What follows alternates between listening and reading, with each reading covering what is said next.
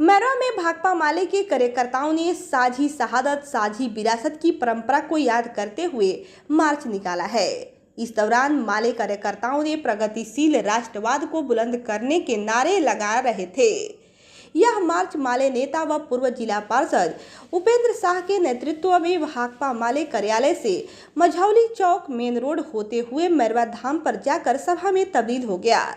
सभा को संबोधित करते हुए माले नेता व पूर्व जिला पार्षद उपेंद्र शाह ने कहा कि 1857 की लड़ाई साम्राज्यवादी ताकतों के खिलाफ भारत के जनगण का पहला राष्ट्रीय प्रत्युत्तर था।